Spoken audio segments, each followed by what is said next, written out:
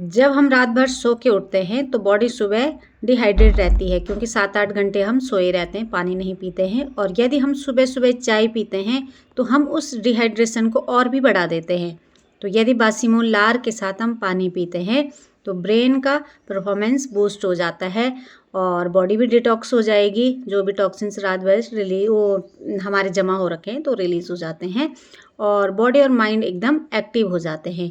Blood circulation अच्छा हो जाता है, पेट अच्छे से साफ होता है। सुबह सुबह तो आपको पानी पीने की ही आदत होनी चाहिए। सुबह के साथ साथ पूरे दिन भर आपको पानी पीने की आदत होनी चाहिए, ताकि हमारी बॉडी हाइड्रेट रहे, जिससे कि एनर्जी लेवल अच्छा रहे और हमारा मन भी हैप्पी रहे। तो पानी के बाद मैंने थोड़ा सा अपनी ब्लैक टी, जो मैं काढ़ा पीती हूँ, उसको पिया। और कुछ हैबिट्स ऐसी बता रही हूँ आज जो हमारे टिप्स काम आएगी हेल्दी रहने के लिए। तो उसी में सबसे पहले हो गया हमारा सुबह का पानी पीना, और उससे क्या फ़ायदा होता है ये मैंने आपको बताया। उसके बाद नेक्स्ट टिप आती है, टिप्स ही बताऊंगी, 5-6 टिप्स हैं। सेकंड आता है कि सुबह सुबह की जो धूप होती है उसको ज़रूर लेना चाहिए। जैसे टाइम देखने के लिए हमें घड़ी की ज़रूरत होती है, जिससे उठने के बाद हमारे माइंड और बॉडी को एक्टिव होना पड़ता है कि सुबह हो गई है, हमें एक्टिव होना है। तो सुबह सुबह की सनलाइट हमें कम से कम 10-15 मिनट रोज़ लेनी चाहिए। यदि आप 10 से 15 मिनट भी इस सनलाइट में टहलते हो तो उसका सीधा असर आपके मुंह पे पड़ेगा। उससे आपका एनर्जी लेवल अच्छा रहेगा, जिससे आपके ब्रेन में सेरेनियम नाम का जो कंपाउंड होता है वो रिलीज़ होता है, और जिससे आपका स्ट्रेस लेवल नेचुरल हो जाता है, कम हो जाता है और आप अपने आप को हैप्पी फील करोगे। तो सुबह की सनलाइट से हमारा माइंड एकदम हैप्पी हो जाता है। और विटामिन डी मिलने की वजह से आपकी हड्डियां मजबूत होती हैं, नींद अच्छी होती है। विटामिन डी से तो आपका इम्यून सिस्टम भी बूस्ट होता है और शरीर में जो भी जैसे हड्डियों के रोग हैं वो भी दूर होते हैं। यदि धूप नहीं आती है घर में तो कहीं खिड़की में या अपनी बालकनी में जहाँ पे भी थोड़ा सा धूप पड़ती हो, आप वहाँ पे बैठ के मेडिटेशन कर सकते हैं, योग कर सकते हैं, या कुछ भी नहीं है तो 10 मिनट खड़े होकर आप उस धूप को भी फील कर सकते हैं। और यदि नेचुरल धूप सामने से आपको आती है तो आप 10 से 15 मिनट ज़रूर इस तरीके से धूप को देख सकते हैं। तो यहाँ पे सुबह सुबह अच्छी सी धूप आ रखी है तो मैं टहल रही हूँ, और सुबह सुबह की जो धूप पड़ रही है, यदि आप उसमें टहलते हो तो आपको क्या होता है कि एनर्जी भी अच्छी मिलती है, थोड़ा सा बॉडी एक्टिव भी हो जाता है, माइंड एक्टिव हो जाता है। तो इस तरीके से हमें जहाँ पे भी स्पेस मिले थोड़ा सा टहलना चाहिए। और साथ ही साथ हमें अब नेक्स्ट टिप्स आती है कि आपको डीप ब्रीदिंग करनी है। 5 मिनट भी यदि आप डीप ब्रीदिंग करते हो तो बॉडी को एकदम एनर्जेटिक फील करते हो, माइंड को एकदम एनर्जेटिक फील करते हो। जैसे बॉडी को एनर्जी के लिए खाना चाहिए होता है, वैसे ही हमारे माइंड को, फोकस को जागरूक करने के लिए डीप ब्रीदिंग की ज़रूरत होती है, जो सबसे अच्छा हमें प्राणायाम मेडिटेशन से मिलता है। मन को एकदम शांत रखने के लिए सबसे अच्छी टेक्निक है प्राणायाम और डीप ब्रीदिंग। प्राणायाम में ये सूक्ष्म क्रियाएं मैं आप लोगों के साथ बता रही हूँ। मैंने बहुत सारी वीडियोज़ में आप लोगों को बता रखा है कि कौन से प्राणायाम किए जाते हैं, किस बीमारी में कौन सा प्राणायाम किया जाता है। ज़्यादा किसी को नहीं भी पता है तो आप डीप ब्रीदिंग करो। जिस तरीके से मैंने अपने चेस्ट और पेट में अभी हाथ रखा था कि जब हम सांस लेते हैं चेस्ट उठती है, और पेट और अपना चेस्ट का मूवमेंट फील करो। सिर्फ आप सांस लो, छोड़ो। साथ ही साथ अनुलोम विलोम प्राणायाम कर रही हूँ और भ्रामरी प्राणायाम कर रही हूँ। तो डीप ब्रीदिंग के लिए ये चीज़ें बहुत ज़रूरी है। और यदि आप प्राणायाम करते हो तो आपको कोई भी मानसिक रोग नहीं होगा। जिनको नींद नहीं आती है और चिड़चिड़ापन ज़्यादा रहता है, हाई बीपी रहता है, या माइग्रेन की समस्या है, बहुत सारे मानसिक रोग हैं, तो यदि आप सिर्फ इतना करते हो तो आपको अपने रोगों से छुटकारा मिलेगा और आपकी मेमोरी पावर भी बहुत अच्छी होगी। बच्चों को भी यदि कराते हो तो उनका मन पढ़ने के लिए भी बहुत अच्छा लगता है। और प्राणायाम के साथ साथ यदि हम साथ में योग भी करते हैं तो योग का मैं अभी थोड़ा सा कुछ बता देती हूँ। आसन कैसे करते हैं, थोड़ा ट्विस्टिंग के साथ। सिंपल आसन है, सबके लिए ज़रूरी है। और कुछ भी नहीं करते हो तो इतना करो, बस इतना भी करोगे तो आप एकदम हैप्पी हो जाओगे, क्योंकि आपकी बॉडी और माइंड हैप्पी रहेंगे तो शरीर खुद ही हमारा काम करने के लिए भी हैप्पी रहेगा। तो पहले मैंने सुबह सुबह की देखो, सनलाइट डायरेक्ट मेरे फेस पे पड़ रही है, मेरे शरीर में पड़ रही है, और इस सुबह सुबह की धूप में यदि मैं प्राणायाम कर रही हूँ तो इससे मेरी बॉडी को बहुत अच्छे बेनिफिट मिलते हैं। और प्राणायाम करने के बाद थोड़ा सा एक्सरसाइज योगासन में बताऊंगी। योगासन और एक्सरसाइज में अंतर होता है, तो मैं तो सिर्फ योग पे ही फोकस करती हूँ। क्योंकि योग एक ऐसा है जो हमारे तन और मन, हमारे शरीर में भी, बॉडी में भी और मन पे भी कंट्रोल करता है, बीमारियों से दूर रखता है और हमें एक जीने की कला सिखाता है। तो इसलिए मैंने योग को चुना है, क्योंकि मुझे योग बहुत पसंद है। इससे शरीर के रोग तो दूर होते ही हैं, लेकिन मानसिक रोग भी ठीक होते हैं, जो हमारे दिनचर्या में शामिल होते हैं और हमें जीने का तरीका बताते हैं। और ये हो गया।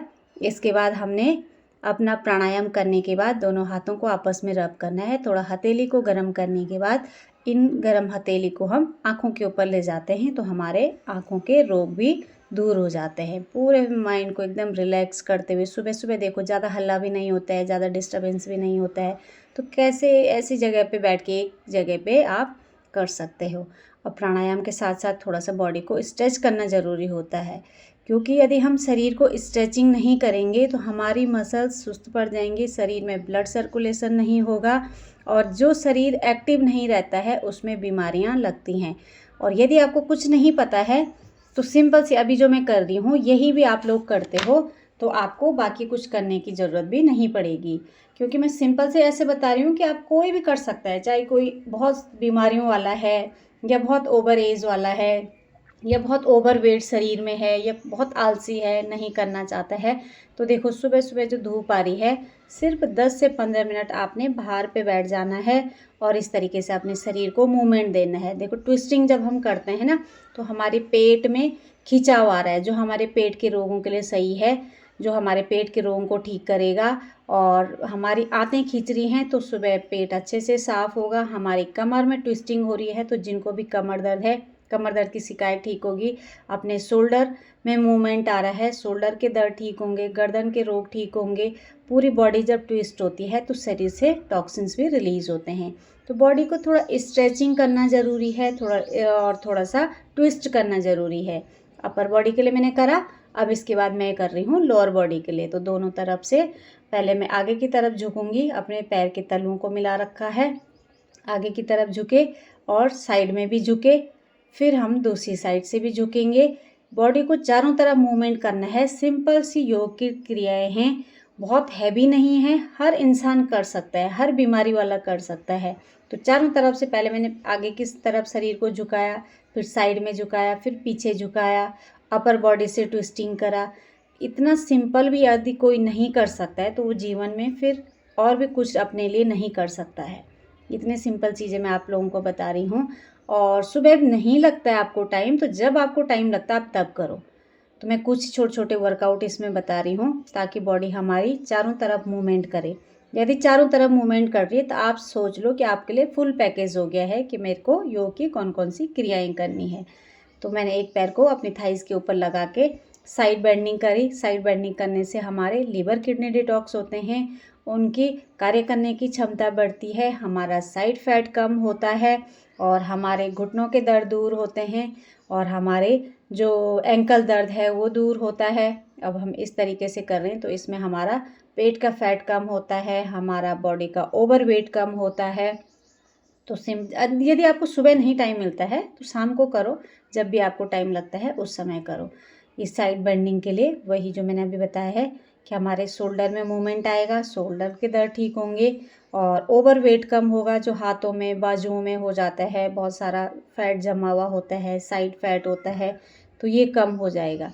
तो इस तरीके से हमने अपनी बॉडी को चारों तरफ से मूवमेंट देना है और रोज़ करेंगे तो आप खुद देखोगे कि मेरे शरीर में कितने चेंजेज आ रहे हैं। मुझे हल्कापन सा लग रहा है, ओवर वेट नहीं है और शरीर एनर्जेटिक रहता है। यदि आप सुबह सुबह ये चीज़ें कर लेते हो तो दिन भर के लिए आपको आलस नहीं आएगा, थकान महसूस नहीं आएगी और इस तरीके की हैबिट्स करने से रात को नींद भी अच्छी आएगी। जब हम आप ऐसे करते हो ना कि सुबह जल्दी उठना है, सनलाइट देखनी है, थोड़ा सा वर्कआउट करना है, प्राणायाम करना है, तो इससे आपकी नींद भी अच्छी हो जाएगी। कई लोग तो नींद के लिए भी दवाइयाँ खाते हैं, क्योंकि दिन भर तो फालतू का अपना माइंड इधर उधर चलाते हैं और कुछ एक्टिविटीज़ भी नहीं करते हैं। मन में, दिमाग में एक से एक फालतू की बातें सोचने से अपना मानसिक रोग पैदा कर लेते हैं, जिसकी वजह से रात को नींद डिस्टर्ब हो जाती है। ओवर थिंकिंग जब करते हैं तो नींद खुद ही डिस्टर्ब होती है। तो इस तरीके से मैं अपने पैर को अप डाउन करते हुए अपने हिप जॉइंट के लिए मूवमेंट कर रही हूँ। तो इसी तरीके से आप भी, यदि घुटनों में दर्द है तो घुटने के दर्द के लिए भी अच्छा है, हिप जॉइंट के लिए अच्छा है, एंकल जॉइंट के लिए अच्छा है और थाई फैट के लिए अच्छा है। तो दोनों साइड से मैंने सिर्फ इतना करा और कितने सारे रोगों को आपको बताया है, कितने रोगों से आपको छुटकारा मिलेगा।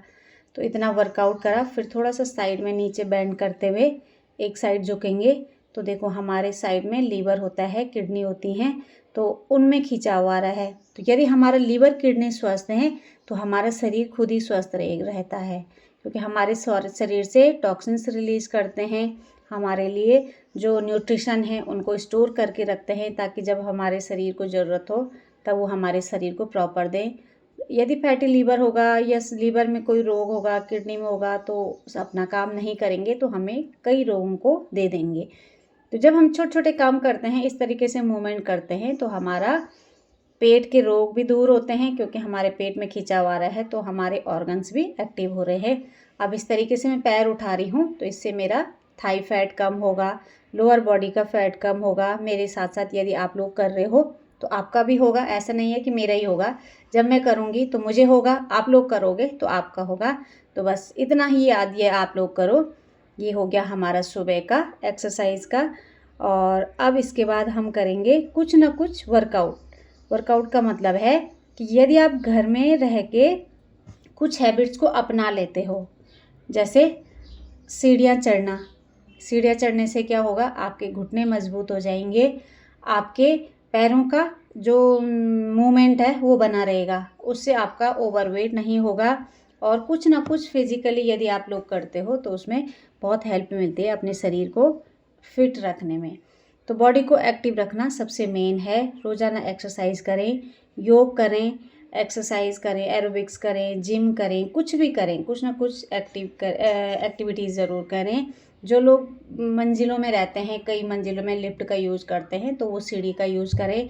अब देखो छोटी छोटी टिप्स हैं। अभी फ़ोन में किसी से हमने बात करनी है तो आप चलते चलते ही इस तरीके से करो कि आपके शरीर से मूवमेंट हो। तो जैसे किसी का फ़ोन आता है तो आप चलने के लिए खड़े हो जाए और इधर उधर करें। अब ये घर के छोटे मोटे काम होते हैं, ये हम किसी और को करने के बजाय कोशिश करें कि खुद करें। एक तो अपना घर अपने हाथ से साफ़ करने में अच्छा सा मेंटेन भी रहता है और साथ ही साथ आपकी बॉडी भी एक्टिव रहती है।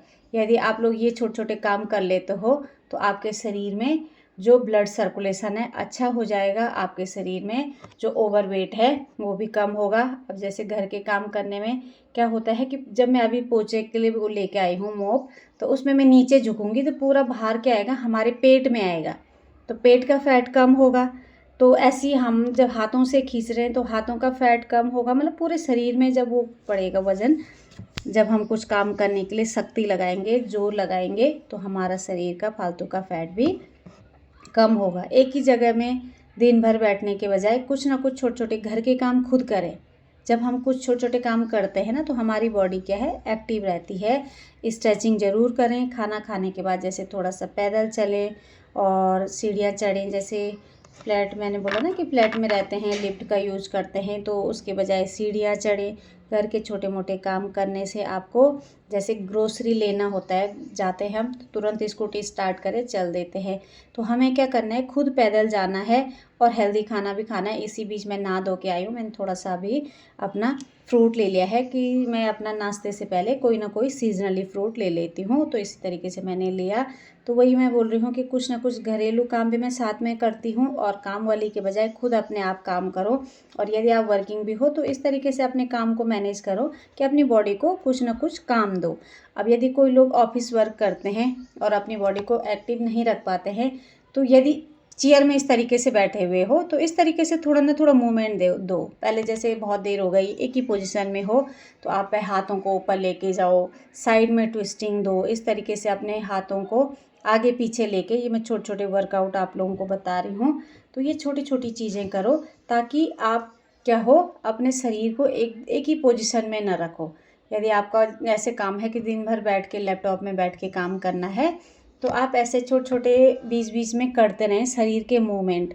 उससे आपको सर्वाइकल नहीं होगा। कई लोगों को बैक पेन हो जाता है, कई लोगों को शोल्डर पेन हो जाता है, कुछ लोगों को तो इतनी दिक्कतें होती हैं कि वो अपनी नौकरी भी, अपने जॉब भी इस मुश्किल टाइम ऐसे करते हैं कि मैं कैसे करके मजबूरी में अपनी जॉब में जाऊँ, अपनी ड्यूटी में जाऊँ। ये इसीलिए होता है कि हम अपने शरीर से, क्योंकि दिन भर बैठे हुए हैं, एक ही पोजीशन में बैठे हुए और अपने शरीर से अच्छा मूवमेंट नहीं कर पाते हैं, तो ब्लड सर्कुलेशन